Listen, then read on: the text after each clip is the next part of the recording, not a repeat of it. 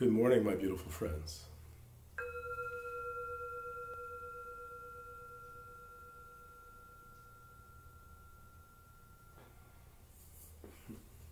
I'm so happy to be with you here today. What a glorious day it is. And I just want to say that this is exactly the day that I feel like I am here for. This is exactly the day that my practice exists for.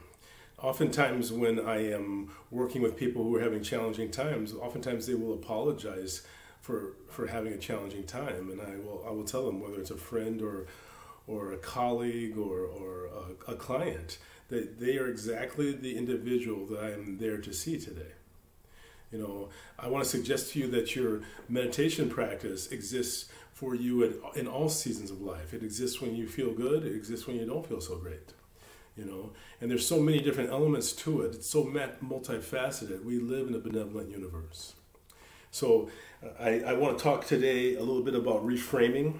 Reframing is what I've heard other people use the phrase as well, but I'm not exactly sure how other people use it. But to me, reframing is framing the picture in a way that makes you feel like you're winning.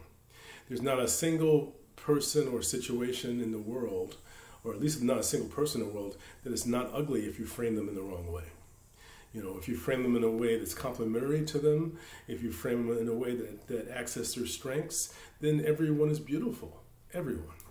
So to me, reframing is about being in contact with who you are and who you are meant to be in this world, in this moment. How can you frame things in a way that makes you feel like you're winning? Framing things well, to me, is about being on point, being on purpose. Framing things well is about being in joy. To me, joy is not about happiness. Joy is beyond happiness. It can include happiness, but it's much bigger than that. To me, you can be in joy in the midst of sitting at the bed of a loved one who is gravely ill or maybe even passing away. You can be in joy and have tears streaming down your face because you are in love with the entirety. This is what joy is to me. Joy is about being whole. Joy is not about fracturing or looking at one part of ourselves as the bad part. Joy is about being oriented to your own personal North Star. Your values are your golden road to your North Star.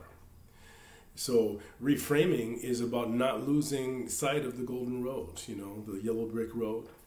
And so I would ask you to be aware of this. Be aware of reframing and notice how it works. You know, the North Star doesn't change because you get some sort of tumultuous situation. Once you get grounded and become oriented again, you can take a look for it and find your North Star and begin to head in that direction. The North Star is a direction, it's not a destination.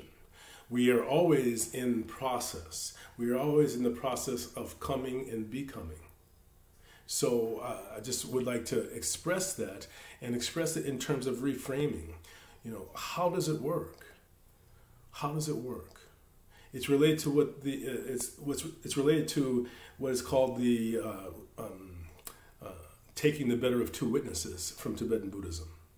So you have it's not about being Pollyanna. You have your framing. This is how this is your frame of your day, how you tend to be, what your baseline emotional experience is. Sometimes it's not the best, and sometimes it's over here. You know, it may not be ecstatic, but this is your framing, and we want to tend to the more positive side. And if we do that consistently enough, then all of a sudden we have a retraining, and suddenly that becomes our baseline, rather than the range of the negative framings. So reframe. How are you winning? What is good that is happening? Just want to share with you, I've been dealing with some challenges. I have a chronic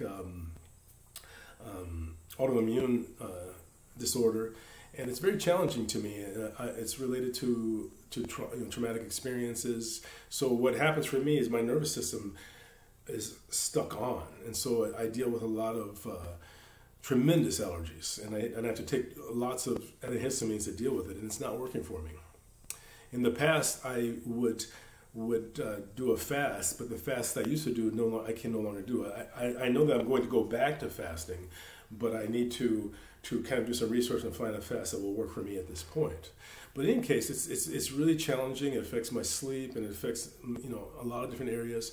But one of the things that I live with is that whatever happens during the 40 days is meant to happen during the 40 days. And in this 40-day process, I know that this is happening for my good. It doesn't make me feel good. In fact, it makes me feel pretty not good.